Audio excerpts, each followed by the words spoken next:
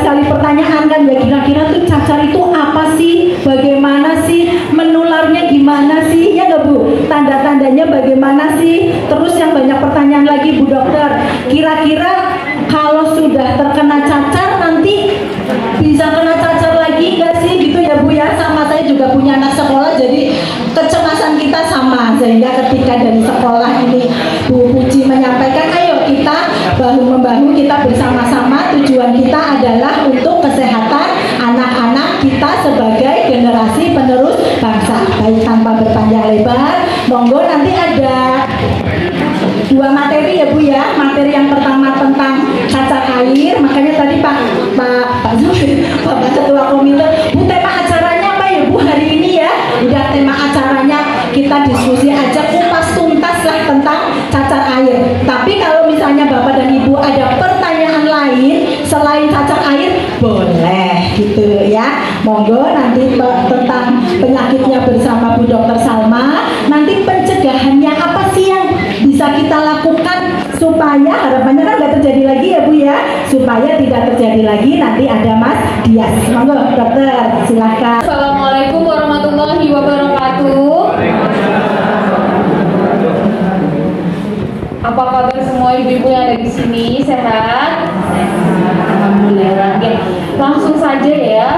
Sebenarnya tadi saya sudah dikenalkan oleh Bu Nahuri, tapi saya izin kenalan sekali lagi ya. Jadi saya Dr. Salma Raudatul Hujana. Ibu sekalian bisa manggil saya Dr. Salma. Saya bertugas di Puskesmas 2 Purwokerto Timur. Okay. Nah, pada siang hari ini kita sama-sama, kita bareng-bareng kita membahas tentang cacar air. Okay. Udah ada yang tahu cacar air itu apa? Boleh angkat tangan deh yang sudah mungkin udah pernah kena atau udah pernah mendapatkan atau pernah belajar tentang cacar air. Udah ada yang pernah sebelumnya? Belum. Oke, langsung saja next. Jadi apa itu cacar air? Jadi cacar air atau kalau dalam bahasa medis disebut dengan varicella adalah penyakit menular akut yang disebabkan oleh virus varicella zoster yang tersebarnya di seluruh dunia ibu-ibu. Jadi cacar air tidak hanya ada di Indonesia. Nah, cacar air bisa tersebar di seluruh dunia. Nah, virus ini tidak melihat perbedaan entah dia kulit putih, kulit hitam, orang Jawa, orang Sumatera, orang Amerika, orang Afrika, semua bisa terkena virus ini. Nah, virus ini terutama menyerang pada anak-anak dan merupakan infeksi primer. Nah, selain itu juga virus ini banyak menyerang pada orang-orang yang memiliki daya tahan yang rendah. Gitu ya. Next. Selanjutnya di sini apa saja tanda dan gejala cacar air? Ada yang tahu ibu-ibu? Mungkin boleh salah satu perwakilan deh, tanda dan gejala cacar air apa? Demam, betul. Ada lagi selain demam? Bentol-bentol. Oke, ada lagi selain demam dan bentol-bentol? Satu lagi deh, satu lagi. Air. Badannya linu sama isi air. Ya. Oke, betul ya. Ya, tepuk tangan ya, tepuk tangan semuanya ke atas. Sudah pengetahuannya luar. Di sininya juga harus yang tertutup dan tidak terbuka, karena kalau terbuka kan bisa ada lalat, tikus, kecoa, kan itu juga sebagai faktor membawa penyakit. Nah, terus pengolahan makanannya juga ya, sebelum masak juga harus cuci tangan. Nah, itu terkait diare. Terus lagi penyakit malaria. Ada yang tahu penyakit malaria? Penyakit malaria itu biasanya terdapat di rawa-rawa yang banyak rawanya, namun di sekitar Jawa itu kayaknya masih jarang adanya. Di yang endemis itu di Papua, jadi tidak menutup kemungkinan juga kita yang di sini juga terkena malaria, karena nggak tahu orang dari mana dan misal orang dari Papua ke sini dan membawa virus malaria itu. Nah, virus malaria itu keterkena malaria itu dari nyamuk apa sih? Dari nyamuk ya, nyamuk Anopheles ya. Nyamuk Anopheles itu sukanya di rawa-rawa seperti apa ya, danau-danau gitu, terus di rawa yang dekat laut gitu ya. Lanjut ke DBD. Di sini tidak asing lagi ya terkait DBD ya. Demam berdarah dengue itu disebabkan oleh virus dengue ya, yang dibawakan oleh nyamuk Aedes aegypti. Nah, bagaimana sih cara pencegahannya biar kita tidak terkena penyakit DBD? Dengan PSN. Udah nggih? Nggih. Nah, PS itu dilakukan setiap seminggu sekali. Benar, seminggu sekali lah. Apa ya, di rumah atau di sekitar rumah kita ya sebisa mungkin PSN. Jadi misalkan ada air yang menggenang itu ditumpahin dan dikosongin, terus ada apa ya, tempurung kelapa ya, tempurung kelapa, atau yang intinya yang di luar ada apa kayak yang buat genangan air itu harus di tengkurapkan ya atas itu.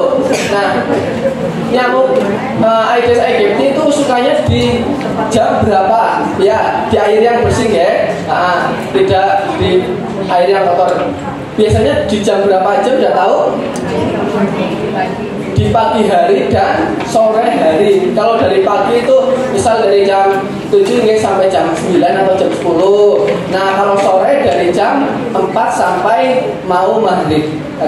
PR Mas tadi, nyamuk penyebab filariasis apa? Anopheles. Oh, ternyata nyamuknya sama Anopheles itu ya. Nah, nggak punya PR ya Bu, Mas Dias ya. Baik, Bu kepala sampai jam berapa Bu kita Bu? Monggo, ini mau ada tanya jawab? Kalau kita sih walaupun sudah jam pulang mau sampai jam berapa aja oke ya Dok? Oh Bu Dokter masih siap siaga. Monggo, barangkali ada pertanyaan 2 atau 3 boleh silakan. Monggo Ibu. Terima kasih Bu. Ya, perkenalkan saya Cahya dari perwakilan kelas 3. Saya mau nanya bagaimana pasien cacar air itu dikatakan sembuh total sehingga tidak menulari yang lain. Kadang masih ada luka yang bekas cacar itu, apa itu masih bisa menular Dok? Ya, sekian dari saya. Terima kasih.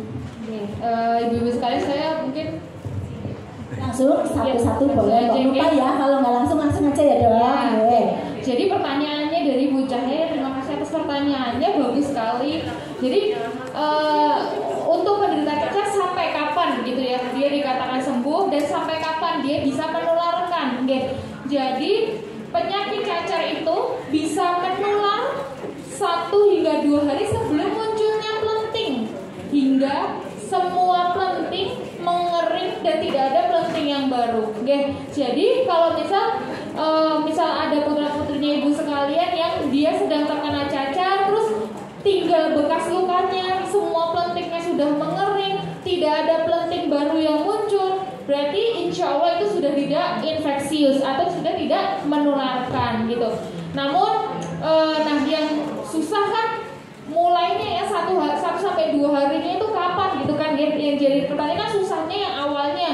Nah, kalau saran saya memang karena di sini sepertinya nggak cuma di Purwokerto Ibu, kebetulan teman saya yang di luar kota juga ada yang sedang endemik ya, sedang banyak wabah dari cacar air. Jadi karena misal di kelas putra bapak ibu sekalian sudah ada yang terkena cacar, nah apabila putra putri ibu semuanya belum pernah kena cacar sebelumnya dan dia mengalami demam, kalau saran saya kalau sudah mulai demam harus sudah tidak sekolah seperti itu, karena tapi memang tidak semua demam dia akan menjadi cacar air kan, tidak hanya saja antisipasi gitu. Sekalian nanti biar anaknya bisa banyak istirahat, nanti untuk makan minumnya bisa dikontrol Seperti itu. Apakah menjawab Ibu Cahya? Sudah kan, jadi asalkan lukanya sudah mengering, sudah menjadi apa ya, koreng. Nah kalau sudah koreng itu sudah aman. Ya, tapi memang kalau mau aman banget ya dilebihkan 1 hingga 2 hari. Memang untuk cacar durasi tidak masuk sekolahnya lama, jadi ibu guru mungkin nanti dimaklumi bisa sekitar 1 hingga 2 minggu tidak masuk sekolah, itu wajar untuk penderita cacar. Oke, seperti itu. Iya, begitu ya Bu ya, betul ya, sama ya. Berarti kalau misalnya sedang ada yang cacar, kok putra-putrinya belum terkena cacar nih, mudah-mudahan sih nggak ya, sehat ya, tiba-tiba demam gitu ya Dok ya. Lebih baik kita antisipasi, nggak usah sekolah dulu. Syukur ternyata demamnya karena bukan cacar gitu ya. Menjawab ya Bu ya. Oke, baik, sebentar kayaknya ada yang sebelah sini ya. Nanti habis ini kesini lagi ya Bu. Oke. Saya senangnya jalan-jalan biar nggak ngantuk. Assalamualaikum warahmatullahi wabarakatuh. Dokter, izin bertanya. Ya. Ini kan saya, saya kenal dulu. Nah kan saya Risa, wali kelas dari kelas 4A. Ini kan anak saya sedang habis terkena ini kurang lebih 2 minggu, hampir 3 minggu yang lalu. Sekarang masih belum masuk sekolah, tapi sebenarnya sudah kering, berarti sebenarnya udah bisa ya, karena udah hampir mulus lagi kulitnya sekarang. Tapi belum masuk. Nah yang mau saya tanyakan, 3 anak itu memiliki jenis cacarnya beda-beda. Yang paling parah yang pertama dari rambut sampai telapak kaki, kemudian mengenai adiknya yang paling kecil itu cuma badannya. Kemudian beberapa hari kemudian yang nomor 2 cowok kena tapi cuma 5. Itu gimana ya? Tapi saya periksakan semua, dan karena saya penasaran, karena awalnya cuma 1 yang cowok itu, saya nggak yakin ya, karena kok beda. Kalau kakaknya itu baru 1 langsung nyebar semua. Yang adiknya juga 1, 2, kemudian banyak, tapi nggak sebanyak kakaknya. Jadi nggak sampai yang rambut, nggak sampai yang telapak, itu enggak. Dan semua itu demamnya yang 2 yang pertama itu cuma sumeng. Yang 1 malah nggak ada demam sama sekali. Tapi karena mereka sedang, ya kalau saya kan namanya anak 3 umurnya itu memang deket-deketan banget, jadi dan mereka kebetulan memang belum vaksin, jadi ya sudah kena semua sekalian. Tapi ya itu, saya bingung kenapa jenisnya beda, terutama yang terakhir cuma ada 5 bintiknya. Itu gimana Dok? Makasih Bu Lisa ya. Ya. Jadi yang tadi pertanyaan pertama kan ini sudah hampir mulus ya, itu sudah boleh untuk sekolah. Pokoknya intinya kalau semua pelentingnya semua sudah menjadi koreng yang kering itu sudah boleh sekolah. Oke. Yang kedua, yang jadi pertanyaan, kenapa 3 putra putrinya ibu kok klinisnya ya, kok gejalanya beda semua gitu. Jadi untuk cacar itu penyebabnya sama semua. Yang pertama, yang membedakan di sini adalah daya tahan tubuh gitu. Tadi sudah saya bilang juga di awal, baik orang dewasa juga, makanya kita harus menghindari orang-orang yang memiliki imunitas yang rendah. Kita harus menghindari orang-orang yang daya tahannya itu rendah. Kita juga harus menghindari ibu-ibu hamil, karena untuk ibu hamil juga biasanya kan imunnya dia ibaratnya bagi 2 ya dengan bayinya ya. Itu harus dihindari, karena semakin rendah imun seseorang, biasanya gejalanya akan semakin parah ya, seperti itu. Ya mungkin kemarin yang kakaknya imunnya lagi kurang bagus ya, ternyata adiknya imunnya kuat, cuman memang tertular, jadinya klinisnya lebih ringan, seperti itu. Jadi penyebabnya sama, yang membedakan adalah faktor imunitas, daya tahan, seperti itu. Kalau beberapa bilang baiknya kalau cacar itu keluar semua, kalau enggak nanti nanggung, nanti keluar kena lagi. Itu gimana Dok? Sebetulnya saya sudah pernah ya mendengar juga itu, tapi itu hanya mitos ya. Jadi cacar air itu kalau pada orang yang sehat, dia tidak akan berulang. Jadi orang yang sudah pernah terkena cacar, seharusnya ya, ini secara medis itu tidak akan terulang lagi. Nah, dia bisa terkena virusnya tadi, dia bisa terkena virus itu lagi, tapi dia akan berkembang menjadi kalau orang sini nyebutnya dampa atau herpes ya. gitu. Itu virusnya juga sama dengan varicella, cuman untuk infeksi virus varicella yang pertama dia akan menjadi cacar air. Kalau dia terinfeksi lagi, dia bisa menjadi herpes. Gitu. Berbeda di sini dengan orang-orang yang memiliki imun yang rendah, orang-orang HIV, orang-orang yang memang imunitasnya rusak, itu bisa berulang, dan biasanya saat berulang nanti gejalanya semakin parah gitu. Jadi caranya kalau memang ibu khawatir, dijaga aja kekebalan dari tubuh putra putrinya, ya, seperti itu. Cukup menjawab ya. Berarti tadi itu mitos ya. Nah, berarti yang keluar 5 daerah tubuhnya bagus Bu, putranya Bu. Oke. Baik. Masih ada satu perwakilan kelas 4 ya Bu ya tadi ya, kelas 3 dan Ibu. Monggo satu lagi ya Bu ya. Ya.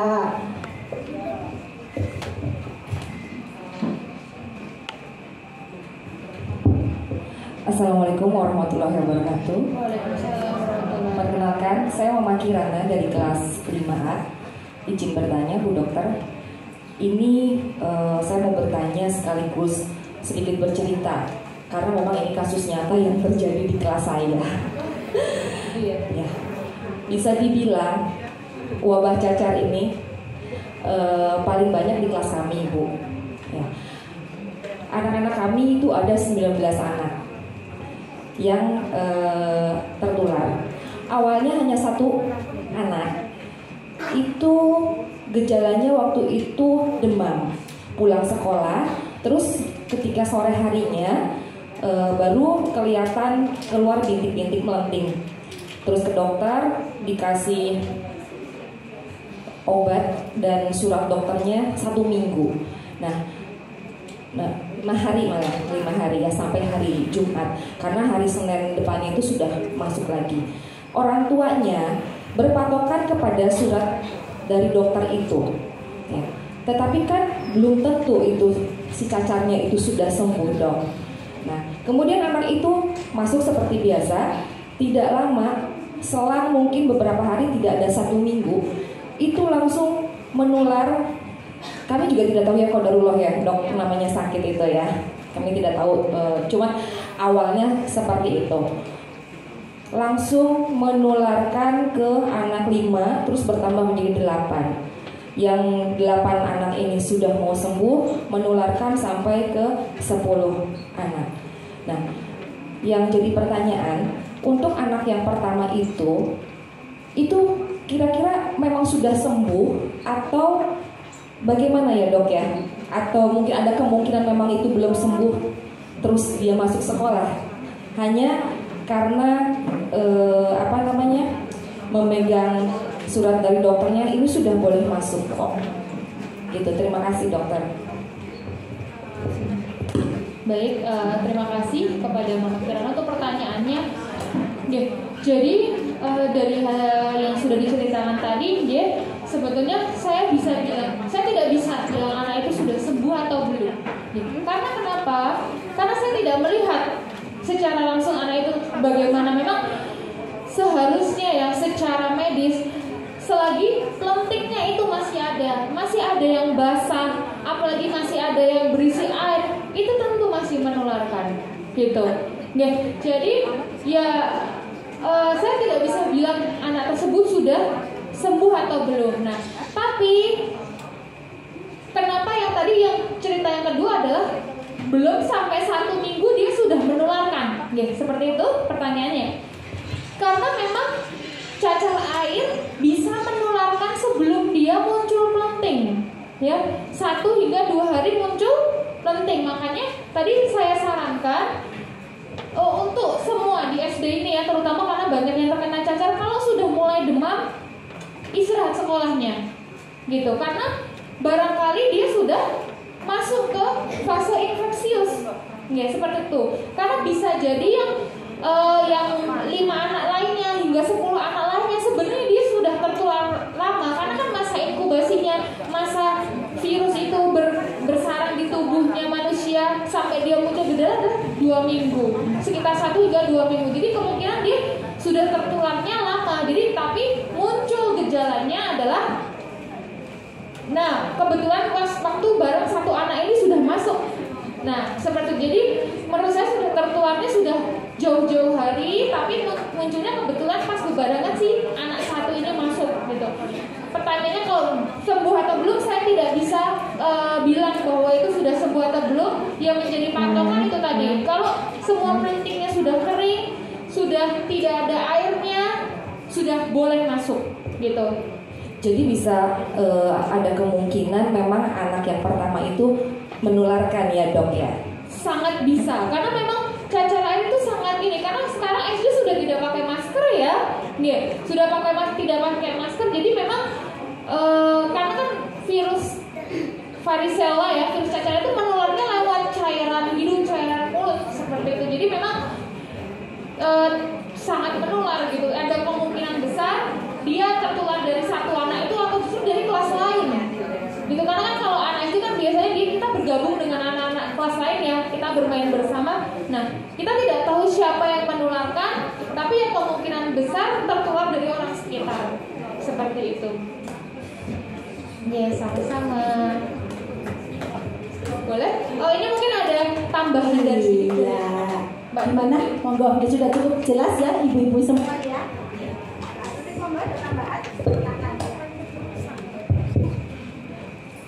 Izin berdiri ya, Bu Kepala dan Bapak Ibu semuanya. Assalamualaikum warahmatullahi wabarakatuh. Terima kasih Ibu-ibu atas waktunya. Perkenalan dulu, Pak Bu. Ya, perkenalan dulu guys. Nama saya Sri Astuti, biasa dipanggil Mbak Tuti di Puskesmas Purwokerto Timur 2. Saya sebagai surveillance epidemiologi di Puskesmas Purwokerto Timur 2. Ya, izin menambahkan sedikit ya Bu. Sudah ini ya Bu, sudah sampai belum Bu? Belum ya. Masih semangat Ibu-ibu? Semangat? Aduh, semangat. Semangat Ibu-ibu? Semangat. Iya, semangat.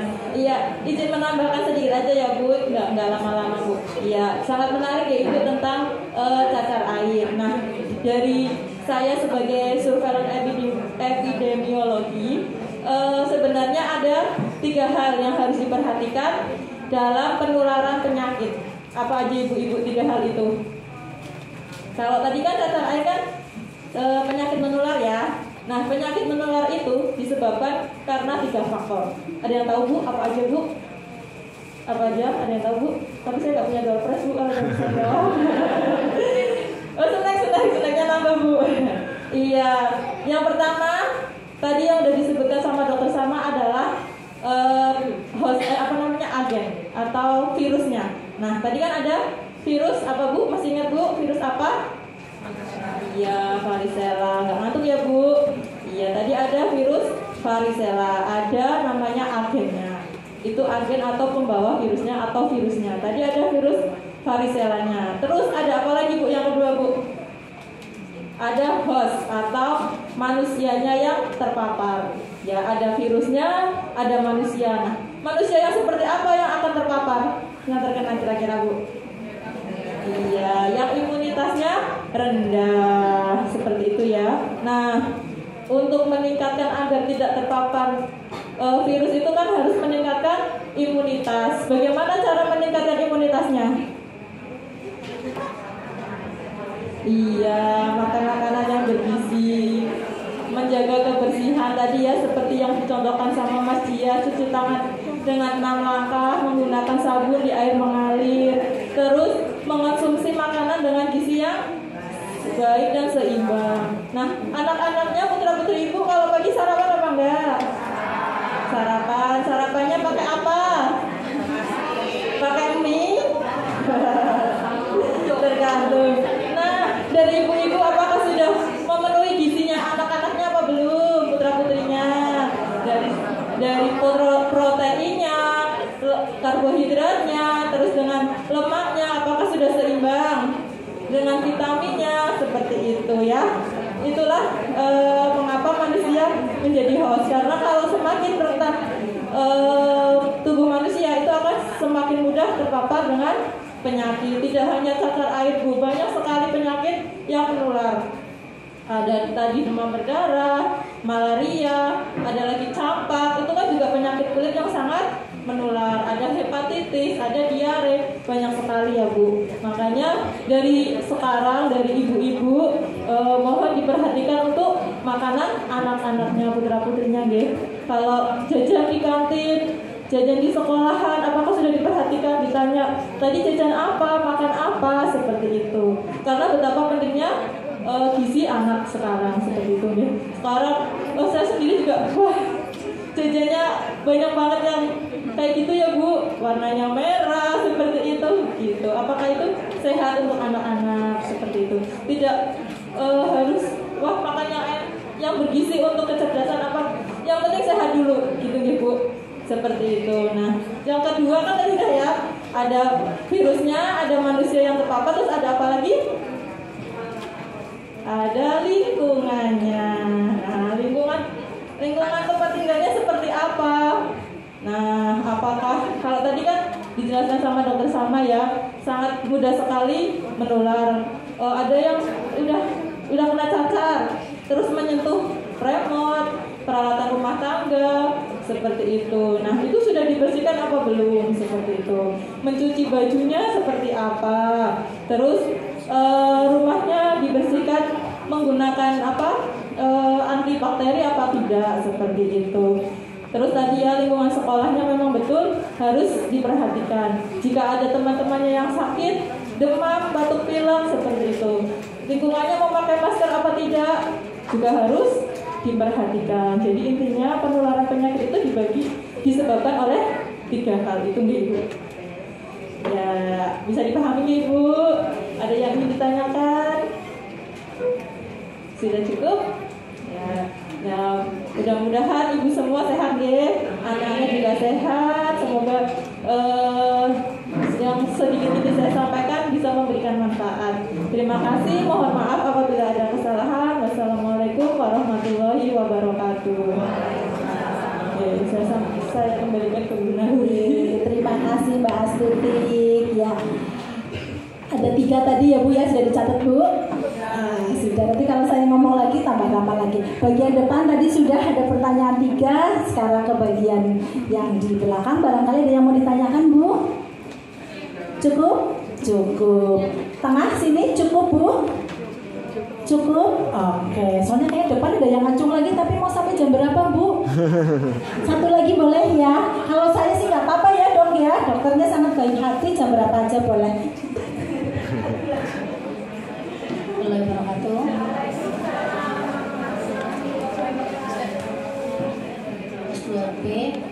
Izin tanya Bu Dokter, saya pengen tanya, ini kalau misalnya ada pasien cacar, dia sembuh, ya maksudnya untuk divaksin itu, vaksin varicella itu ada waktu ini nggak sih? Kayak kemarin kan COVID misalnya, kita kena COVID, nggak bisa langsung vaksin, harus berapa bulan gitu. Kalau vaksin ini Oke, baik.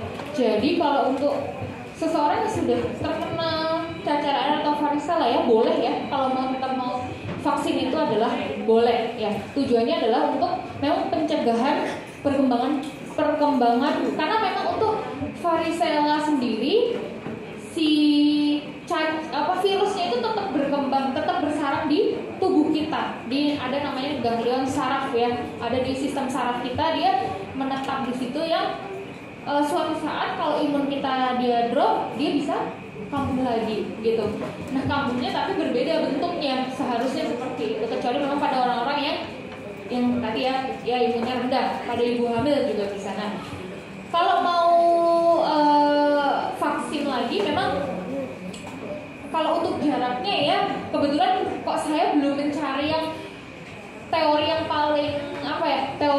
paling dia fixnya itu kapan jarak antara dia terkena cacar hingga boleh lagi vaksin itu. Untuk ilmu yang fixnya kapan itu kok kebetulan saya belum mencari, mohon maaf, nanti mungkin PR ya buat saya ya Bu Naluri. Nah, lebih baik kalau misal mau vaksin memang saya sarankan konsultasi dulu dengan dokter, juga sekalian juga dilihat kan kondisi anak itu bagaimana, apakah saat itu dia sudah siap menerima vaksin atau belum ya. Karena kalau vaksin kan kita memang memasukkan ibaratnya apa ya, virus-virus yang baik gitu loh ibaratnya ya, untuk memerangi apabila dia terkena kan, seperti itu. Jadi kalau saya sarankan nanti konsultasi dulu saja dengan tenaga medis, apakah orang tersebut sudah bisa menerima vaksin atau belum, seperti itu. Oke. Mohon maaf ya Bu ya. Ya. Assalamualaikum warahmatullahi wabarakatuh. Waalaikumsalam. Baik, pertanyaannya bagus ya, tapi akan lebih efektif kalau vaksin itu justru pada yang belum terkena ya Dok ya. Iya, jadi kalau yang belum terkena untuk vaksinnya itu sangat efektif. Tetapi kalau sudah terkena boleh divaksin. Tapi kan tadi disampaikan Bu Dokter ya, kalau sudah terkena varicella secara teori tidak akan terkena lagi karena vaksinnya juga agak mahal dan memang belum ada bantuan pemerintah. Ya, beda dengan yang kelas 5 sekarang, HPV itu mahal Bu, tapi alhamdulillah pemerintah sudah memberikan bantuan. Itu adalah untuk mencegah apa Bu? CA, serviks, kanker serviks itu. Ya, nanti mudah-mudahan dengan adanya ini ya pemerintah nanti ada bantuan ya Bu ya untuk vaksin lagi, harapannya begitu ya, mudah-mudahan. Tapi untuk sampai saat ini untuk bantuan virus varicella kepada masyarakat dan kepada anak-anak juga belum ada dari pemerintah. Gitu ya Bu ya, cukup membantu ya. Baik Ibu-ibu, alhamdulillah, terima kasih sekali, bahagia sekali. Sudah cukup jelas Bu, sudah ada gambaran ya. Halo Bu, sudah cukup gambaran Ibu. Materi sudah kami sampaikan ke sekolah, nanti bisa dibagikan nih Bu Buji. Semoga ada manfaatnya dan kontur dari sini ibu-ibu dan ada bapaknya juga ya, dan bapak semua bisa melakukan yang terbaik untuk anak-anak kita, untuk lingkungan kita. Tadi ya saya resume sedikit ya, bahwa kalau misalnya demam istirahat dulu ya, karena tadi apa Bu, pelenting bisa muncul 2 hari sebelumnya ya, betul ya. Jadi kalau misalnya antisipasi, syukur ternyata demamnya bukan karena varicella. Masuk sekolah kalau sudah berhenti atau sudah tidak ada pelenting. Mungkin itu, ya, sehat selalu. Terima kasih, mudah-mudahan bermanfaat. Kami mohon maaf jika dalam penyampaian ada yang kurang-kurang berkenan di hati Bapak dan Ibu. Terima kasih. Ya. Wassalamualaikum warahmatullahi wabarakatuh. Gosok telapak tangan, punggung tangannya juga masuk ke sela-sela. 2 tangan mengunci jempol kanan dan kiri, kuncupkan jari-jari. Bilas, bilas, bebas dari bakteri. Kunci jempol kanan dan kiri, kuncupkan jari-jari. Bilas, bilas, bebas dari